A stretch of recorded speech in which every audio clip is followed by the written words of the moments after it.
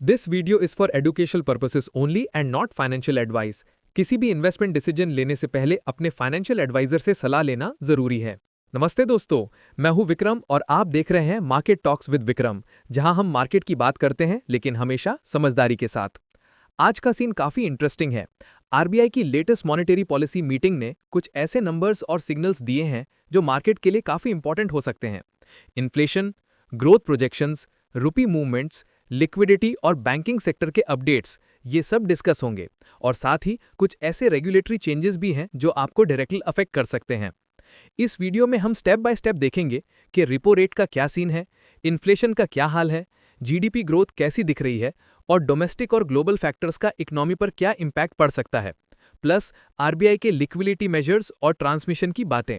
और हाँ, financial stability और बैंक्स एनबीएफसीज के स्ट्रेंथ इंडिकेटर्स भी कवर करेंगे।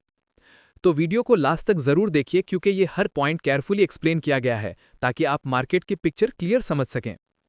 अगर आप स्टॉक मार्केट में नए हैं या अभी भी कंफ्यूज्ड हैं कि शुरुआत कहां से करें, तो मेरी special learn stock market zero to hero series जरूर देखें। लिंक डिस्क्रिप्शन में दिया गया है। बिगिनर्स के लिए ये सीरीज बहुत ही यूजफुल साबित होगी। और अगर आप नए व्यूअर हैं तो चैनल को सब्सक्राइब करना मत भूलना। यहाँ आपको हर दिन मिलता है प्री मार्केट एंड मार्केट से जुड़ी हर बड़ी अपडेट का एक डिटेल्ड एनालिसिस, जो किसी भी ट्रेडर या इन्वेस्टर के लिए वैल्यूबल हो सकता है। आरबीआई ने आज अपनी मॉनेटरी पॉलिसी कमेटी की मीटिंग में एक इंटरेस्टिंग डिसीजन लिया है। रेपो रेट को 5.5% पर ही होल्ड किया गया है। गवर्नर संजय मल्होत्रा ने अनाउंस किया है कि पॉलिसी स्टांस अभी भी न्यूट्रल ही रहेगी। और ये लगातार दूसरी बार है जब रेट में कोई चेंज नहीं हुआ है। पहले 3 बार कट किया था टोटल 100 बेसिस पॉइंट्स का, और अब लगता है कि पॉज लेना ही सही समझा गया। और सुन के थोड़ा सरप्राइज भी हुआ होगा आपको, इन्फ्लेशन फोरकास्ट को रिवाइज करके नीचे लाया गया है, सिर्फ 2.6%। आरबीआई का कहना है कि जीएसटी रिफॉर्म्स का इंपैक्ट और फूड प्राइसेस का कूलिंग डाउन होना इसके पीछे का रीजन है। मतलब इन्फ्लेशन का जो टेंशन होता है ना, अभी के लिए तो काफी रिलैक्स लग रहा है। लेकिन साथ ही एक और चीज आई जो पॉजिटिव लग रही है। जीडीपी ग्रोथ का प्रोजेक्शन बढ़ा दिया गया है 6.8%। ये सिग्नल देता है कि इकोनॉमी की मोमेंटम स्ट्रांग है, डोमेस्टिक डिमांड काफी स्टेबल चल रही है और रिफॉर्म्स का जो पुश है वो ग्रोथ को सपोर्ट कर रहा है। मार्केट की तरफ से भी थोड़ी पॉजिटिव वाइब्स दिखी। बात करें तो निफ्टी अब 24,800 के ऊपर क्लोज हुआ और सेंसेक्स 716 पॉइंट्स अप हो गया पोस्ट आरबीआई मेजर्स। मतलब यह है कि इंडियन बेंचमार्क इंडाइसेस ने अपनी 8th डे लूजिंग स्ट्रीक को तोड़ दिया और स्ट्रांग क्लोज लिया। निफ्टी क्लियरली 24,800 के ऊपर क्लोज हुआ और ये सब हुआ आरबीआई के रिपो रेट को अनचेंज रखने के बाद। क्लोज के टाइम पे सेंसेक्स 715.69 या 0.89% ऊपर था 80,983.30 पे, और निफ्टी 220.50 या 0.92% ऊपर था 24,836.30 पे। बीएसई मिड कैप इंडेक्स भी 0.9% ऊपर गया। स्मॉल कैप इंडाइसेस ने 1% गेन शो किया। मतलब मार्केट का मूड काफी पॉजिटिव था। और हाँ, ध्यान रखें, मार्केट 2 अक्टूबर महात्मा गांधी जयंती और दशहरा के वजह से बंद रहेगा। पर हाँ, एक वार्निंग भी दी गई। आरबीआई ने बोला कि यूएस टैरिफ्स और ग्लोबल हेडविंड्स एक्सपोर्ट्स पर प्रेशर डाल सकते हैं।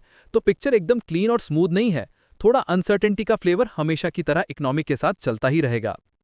एमपीसी ने आज रिपो रेट को 5.5% पर ही होल्ड किया। एसडीएफ 5.25%, एमएसएफ और बैंक रेट 5.75% पर ही रहे।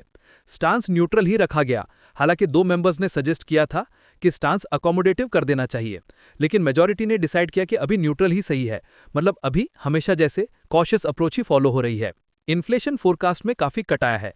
सीपीआई FY26 के लिए अब 2.6% एस्टिमेट है, पहले 3.1% था। जीएसटी रेट कट्स और फूड क्राइसिस का कूलिंग डाउन होना इसके पीछे का रीजन है। फूड ग्रेन स्टॉक्स भी काफी एडिक्वेट हैं। क्वार्टरली ब्रेकडाउन देखिए तो Q2 और Q3 1.8%, Q4 4.0% और Q1 FY27 4.5%। ये क्लियरली दिखाता है कि फूड इन्फ्लेशन काफी सॉफ्ट हो गया है, लोवेस्ट सिंस 2019। ग्रोथ प्रोजेक्शन भी ऊपर गया है।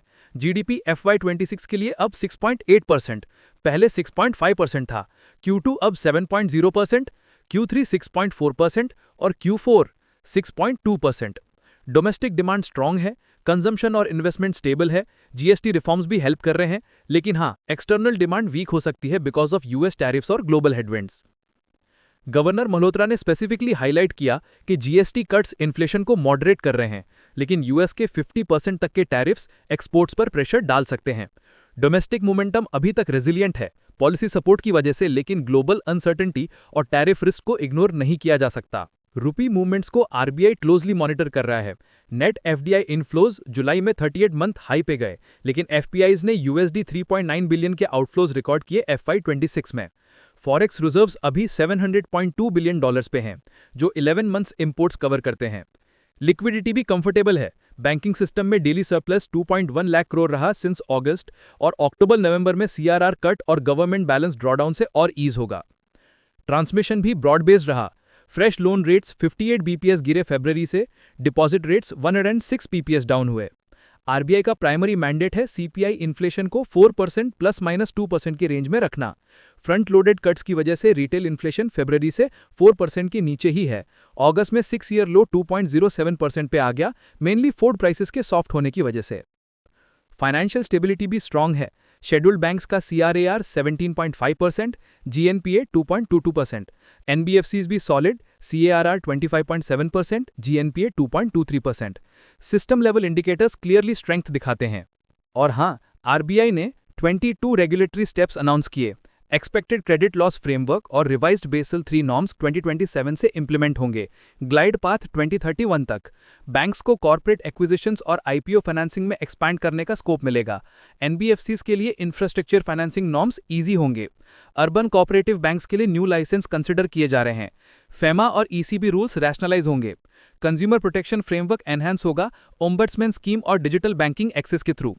इंटरनेशनलाइजेशन ऑफ रूपी के स्टेप्स भी आउटलाइन किए गए हैं। गवर्नर ने बोला कि इंडिया ग्लोबल अनसर्टेनिटी के बीच भी हाई ग्रोथ के लिए पॉइज्ड है।